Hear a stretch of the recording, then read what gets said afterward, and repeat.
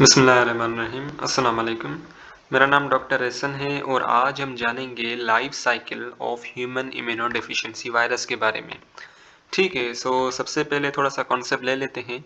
सो जो एचआईवी जो होता है ना, ह्यूमन इम्यूनोडेफिशिएंसी वायरस, वो बेसिकली हेल्पर टी सेल्स के ऊपर अटैक करता है। ठीक है, जो होस्ट है ना एचआईवी वायरस का, that is the helper T cell. ठीक है, सो ये जो आप सेल देख रहे हैं ना पूरा, this is the helper T cell. Okay, so this is the nucleus of helper T cell. ठीक है, और ये जो आप ब्लैक से देख रहे हो ना, this is the DNA of helper T cell. ठीक है, अब ये मैंने ब्लू से क्या शो किया हुआ है, ग्रीन से क्या शो किया हुआ है, वो मैं अभी आपको बताता हूँ। अब सबसे पहले क्या होगा कि ये जो एचआईवी वायरस है ना, ह्यूमन इम्यूनोडेफिशिएंसी वायरस, ये सबसे पहले आके इस हेल्पर टी सेल के ऊपर बाइंड करेगा। ठीक है, बाइंड करने के बाद क्या होगा, ये जो अपने दोनों आरएनएज है ना, ये जो मैंने ग्रीन से शो किए हुए हैं, these are the RNA of HIV virus. ठीक है, ये दोनों अपने आरएनए बेसिकली इस हेल्पर टी सेल के अंदर डाल देगा। ठीक है, सो ये जो आप ग्रीन से देख रहे हो ना, these are the RNA of HIV. Okay, अब बेसिकली क्या होगा कि रिवर्स ट्रांसक्रिप्शन के थ्रू इस आरएनए से डीएनए बनेगा। ठीक है, इस आरएनए से डीएनए बनेगा। सो ये जो आप ब्लू से देख रहे हो ना, दीज आर द डीएनए। ठीक है, सो दो आरएनए हैं और इनसे बेसिकली दो डीएनए बने हैं। ठीक है, और इन दोनों डीएनए को बेसिकली हम मिला के कहते हैं प्रो वायरस। ठीक है, इसे हम कहते हैं प्रो वायरस। ठीक है, सो ये बेसिकली डबल स्ट्रैंड डीएनए बन गए। ठीक है ना, डीएनए के दो धागे हैं और अब ये डीएनए के जो दो धागे हैं ना, ये जाएंगे DNA of the helper T cell और इनके साथ जाके इनकॉर्पोरेट हो जाएंगे, मिक्स हो जाएंगे। ठीक है, कौन से एंजाइम के थ्रू? इंटीग्रेस एंजाइम के थ्रू। ठीक है, इंटीग्रेस एंजाइम के थ्रू ये जो डबल स्ट्रैंड डीएनए है ना, जैसे हम प्रो वायरस भी कह रहे हैं, ये बेसिकली इंटीग्रेट हो जाएगा, कंबाइन हो जाएगा, मिक्स हो जाएगा इस DNA of helper T cell से। ठीक है, अब बेसिकली क्या होगा कि अब इस ये वाला जो डीएनए है ना, ये वाला जो डीएनए, अब बेसिकली इससे दो आरएनए बनेंगे। ठीक है, एक होगा वायरल आरएनए। ठीक है, so this RNA is the viral RNA. ठीक है, ये बेसिकली वायरल आरएनए है। और दूसरा जो आरएनए बनेगा ना इससे, that is the messenger RNA. ठीक है, ये चीज आपने ध्यान में रखनी है। ये जो डीएनए है ना, ये वाला जो प्रो वायरस है, ये जो डबल स्ट्रैंड डीएनए जो कि इस हेल्पर टी सेल के डीएनए से बाइंड हो गया, इससे बेसिकली दो आरएनए बनते हैं। एक है वायरल आरएनए। ठीक है, और वायरल आरएनए भी दो बनेंगे। ओके, दो वायरल आरएनए बनेंगे and then we have the messenger RNA.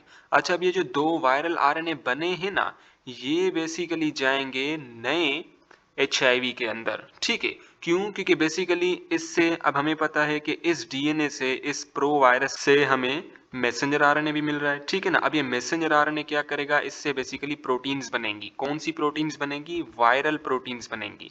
ठीक है, इससे बेसिकली वायरल प्रोटीन्स बनेंगी, यानी कि जो कैप्सोमेयर्स हो गए, ठीक है ना, और एचआईवी वायरस के जितने भी प्रोटीन्स है ना, एचआईवी वायरस जितने भी प्रोटीन से बना हुआ है, वो तमाम प्रोटीन इस डीएनए से बनेंगे। ठीक है ना, इस प्रो वायरस से बनेंगे।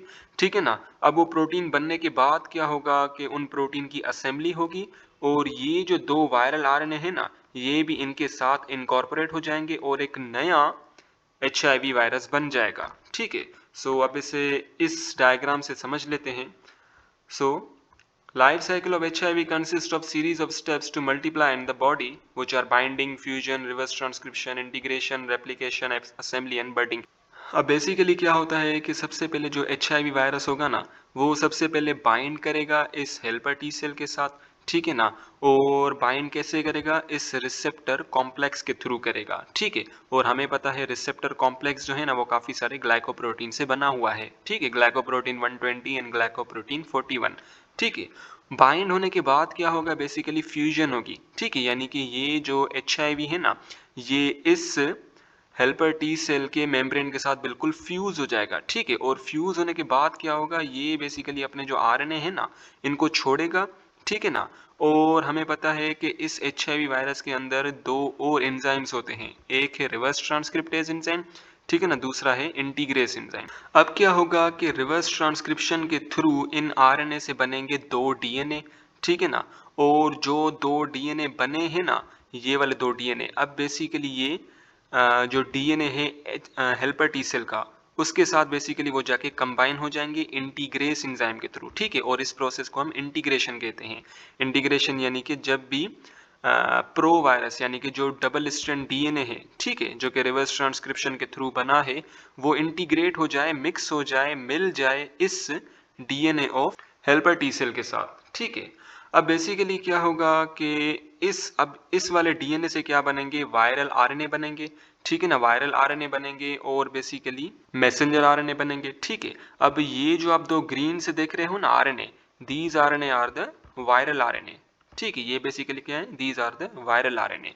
अब बेसिकली क्या होगा कि मैसेंजर आरएनए भी बनेंगे इस प्रो वायरस से, ठीक है ना। फिर मैसेंजर आरएनए से काफ़ी सारी प्रोटीन्स बनेंगी, फिर वो प्रोटीन्स और ये वायरल आरएनए आपस में मिलेंगे और एक नया एचआईवी वायरस बनाएंगे, ठीक है। ये क्या बनाएंगे, नया एचआईवी वायरस बनाएंगे। जैसे आप यहाँ पे देख सकते हो इस फेस के अंदर के नया एचआईवी वायरस बन रहा है और ये जो दो आरएनए है ना, वायरल आरएनए, ये इसके अंदर जा रहे हैं, ओके।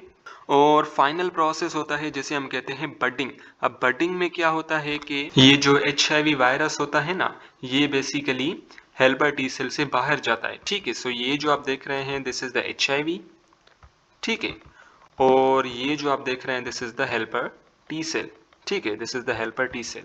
अब बेसिकली क्या होगा कि बडिंग के प्रोसेस में जो नया एचआईवी वायरस बना है ना, वो बेसिकली अब इस हेल्पर टी सेल से बाहर जाएगा। बाहर कैसे जाएगा, ये जो साइटोप्लाज्म है ना इस हेल्पर टी सेल की, ये भी ऐसे इलोंगेट होगी, स्ट्रेच होगी, ठीक है। ये भी ऐसे स्ट्रेच होगी और स्ट्रेच होने के बाद क्या होगा कि ये जो सेल मेम्ब्रेन है ना, आपस में यूं मिल जाएंगी, ठीक है। और ये जो एचआईवी वायरस है, ये बेसिकली यहाँ से बाहर चला जाएगा, ठीक है।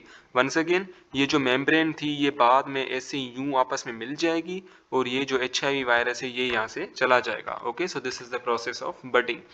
चलिए अब आइए अब इन्हें समझ लेते हैं। अटैचमेंट, सबसे पहले क्या होगा, at first the virus attach with the lymphocyte cell surface glycoprotein receptor that allow HIV to enter the cell। अब सबसे पहले क्या होगा कि जो HIV वायरस है ना, वो सबसे पहले अटैच होगा हेल्पर टी सेल के साथ, ठीक है। अब बेसिकली टी सेल को हम टी लिम्फोसाइट भी कहते हैं, ठीक है। टी सेल कह लें, टी लिम्फोसाइट कह लें, बात एक ही है, ठीक है। लिम्फोसाइट ये बेसिकली है क्या, this is the type of WBC, ठीक है। और लिम्फोसाइट भी कौन सा, हेल्पर टी लिम्फोसाइट, ठीक है, हेल्पर टी लिम्फोसाइट, ठीक है। सबसे पहले क्या होगा कि ये एचआईवी वायरस इस हेल्पर टी लिम्फोसाइट के ऊपर बाइंड करेगा और ये वाला जो इसका रिसेप्टर कॉम्प्लेक्स है ना, रिसेप्टर कॉम्प्लेक्स, इसके थ्रू ये एचआईवी वायरस जो है ये बेसिकली हेल्पर टी सेल के ऊपर बाइंड करेगा और बाइंड करने के बाद क्या होगा कि बेसिकली ये से फ्यूज हो जाएगा, okay. So the second process is the fusion.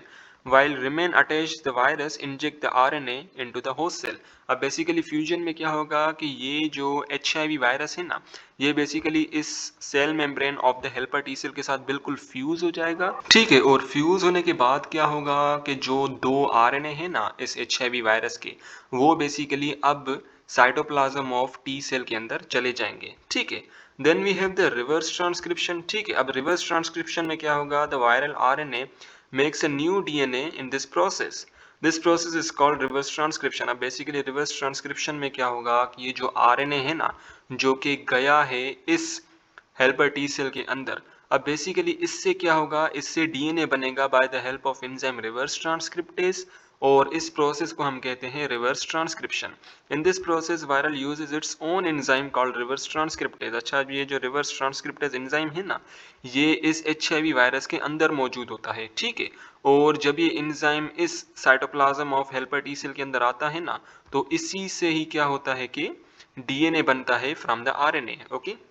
Then we have the integration। The viral DNA enters the host cell nucleus। अच्छा, अब एक चीज मुझसे थोड़ी गलती हो गई।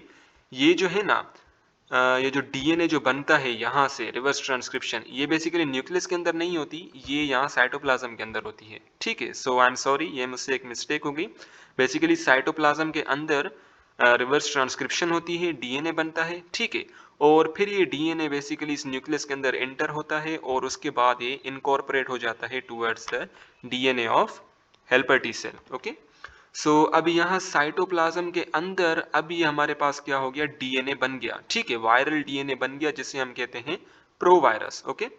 सो प्रो वायरस क्या है? डबल स्ट्रैंडेड डीएनए यानी कि डीएनए के दो धागे जो कि बन गए हैं, okay, from the two RNA where it integrates with the host DNA by an enzyme integrase. ठीक है, अब बेसिकली जैसे ही दो डीएनए के धागे जैसे ही साइटोप्लाज्म में बन जाएंगे ना, सो इन दोनों को हम कहते हैं प्रो वायरस। ठीक है ना, so these two are called the provirus. Okay, so this DNA is called the provirus. ठीक है, अब इस डबल स्ट्रैंडेड डीएनए को हम कहेंगे प्रो वायरस, और ये जो प्रो वायरस है ना, अब ये जाएगा न्यूक्लियस के अंदर। ठीक है, न्यूक्लियस के अंदर जाने के बाद क्या होगा कि ये जो प्रो वायरस है ना, ये DNA of helper T cell के साथ बाइंड हो जाएगा, इंटीग्रेट हो जाएगा। कैसे इंटीग्रेट होगा? एक एंजाइम के थ्रू इंटीग्रेट होगा, जैसे हम कहेंगे इंटीग्रेस एंजाइम। और ये इंटीग्रेस एंजाइम किसका एंजाइम है? ये भी एचआईवी वायरस का एंजाइम है। ठीक है, so reverse transcriptase enzyme and integrase enzyme, ये दोनों बेसिकली एचआईवी वायरस के अंदर मौजूद होते हैं। Okay, so which may remain inactive for several years producing few or no new copies of HIV। अब बेसिकली जैसे ही ये डीएनए, जैसे ये प्रो वायरस इस DNA of helper T cell के साथ बाइंड हो जाएगा ना, तो अब क्या होगा, या तो इससे बेसिकली आरएनए बनेंगे, ठीक है ना, यानी कि वायरल आरएनए और मैसेंजर आरएनए बनेंगे, ठीक है ना, या तो क्या होगा कि ये जो डीएनए जो कि बाइंड हुआ है इस DNA of helper T cell के साथ, वो बेसिकली इनएक्टिव होगा। ठीक है, यानी कि उससे कोई भी वायरल आरएनए या मैसेंजर आरएनए नहीं बनेगा। ठीक है, सो काफी सालों तक वो इनएक्टिव भी हो सकता है। ठीक है, जब वो इनएक्टिव नहीं होगा ना, तो फिर उससे बेसिकली मैसेंजर आरएनए बनेगा और वायरल आरएनए बनेगा। ठीक है ना, फिर मैसेंजर आरएनए से काफी सारी प्रोटीन्स बनेंगी इस एचआईवी वायरस की। ठीक है ना, फिर वो प्रोटीन्स और ये वायरल डीएनए आपस में मिलेंगे और एक नया एचआईवी वायरस बना देंगे। ठीक है, so then we have the transcription.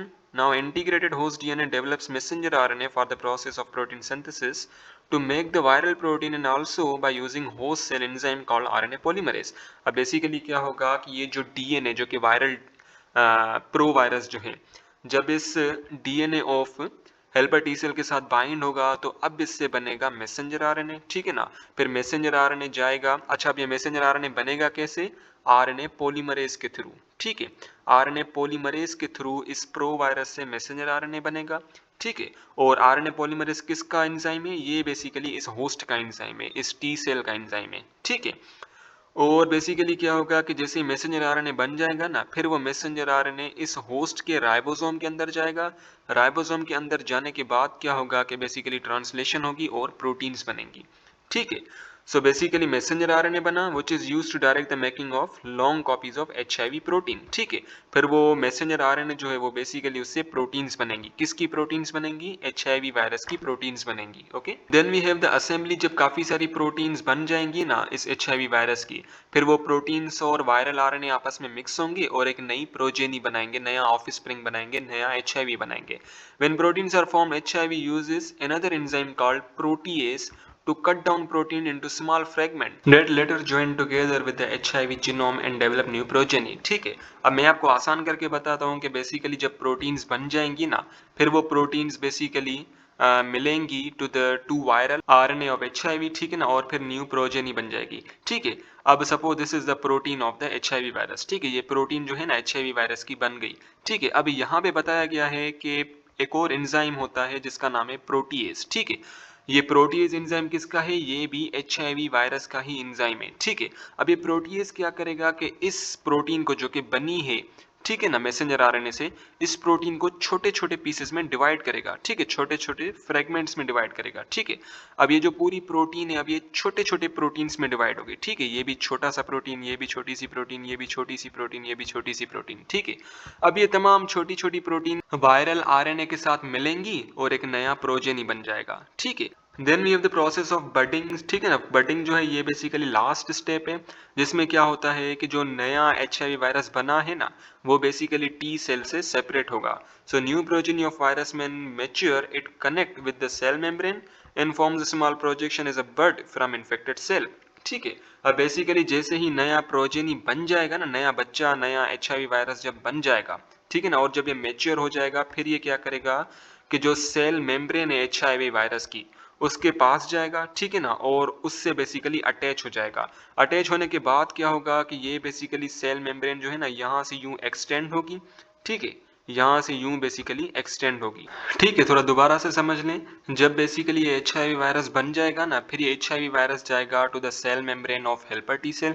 जैसे ही इसके साथ जाएगा तो ये जो मेम्ब्रेन है ना, ये बेसिकली ऐसे स्ट्रेच हो जाएगी, ठीक है ना, ऐसे खिंच जाएगी, इलोंगेट हो जाएगी, ठीक है।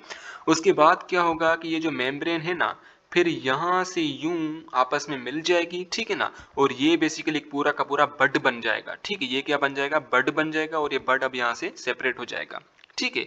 और दूसरी चीज भी आपने ध्यान में रखनी है कि ये जो ग्लाइकोप्रोटीन है ना, ये जो रिसेप्टर कॉम्प्लेक्स है, ठीक है। अब हमें पता है रिसेप्टर कॉम्प्लेक्स के पास दो ग्लाइकोप्रोटीन्स होती हैं, ग्लाइकोप्रोटीन 120 एंड ग्लाइकोप्रोटीन 41, ठीक है। अच्छा, अब ये ग्लाइकोप्रोटीन जो है ना, ये अब कहाँ से आई? बेसिकली जब ये एचआईवी वायरस इस cell membrane of helper T cell के साथ जब बाइंड होता है ना, तो ये ग्लाइकोप्रोटीन इस plasma membrane of helper T cell से ही मिलती हैं, ठीक है। जो प्लाज्मा मेम्ब्रेन है हेल्पर टी सेल कि उसके अंदर बेसिकली काफी सारी ग्लाइकोप्रोटीन्स होती हैं, और वही ग्लाइकोप्रोटीन्स जो है ना, ये फिर आ जाती हैं और रिसेप्टर कॉम्प्लेक्स बनाती हैं एचआईवी वायरस का। So the bud acquire some of the glycoprotein part of the cell membrane for its own covering, ठीक है। अब जो ग्लाइकोप्रोटीन आई है ना, ग्लाइकोप्रोटीन आई है एचआईवी वायरस की, ये basically cell membrane of helper T cell से आई हैं, ठीक है ना। जो हेल्पर टी सेल की मेम्ब्रेन है, उसके अंदर काफी सारे ग्लाइकोप्रोटीन्स होते हैं, और वही ग्लाइकोप्रोटीन्स जो है ना, वो गए हैं टुवर्ड्स एचआईवी, ठीक है ना, और बेसिकली उन्होंने एचआईवी वायरस का रिसेप्टर कॉम्प्लेक्स बना दिया। They release out of cell and move to infect other cell, ठीक है। अब जैसे ही ये एचआईवी वायरस बेसिकली जब बन जाएगा ना, ठीक है, ये एचआईवी वायरस बन गया, अब जैसे ये बड ऑफ होगा, निकल जाएगा, अब फिर ये एचआईवी वायरस जो ये फिर दूसरे हेल्पर टी सेल के ऊपर जाएगा और उनको बेसिकली अफेक्ट करेगा, उनको इन्फेक्ट करेगा, ठीक है ना, और फिर उनको भी डिस्ट्रॉय कर देगा।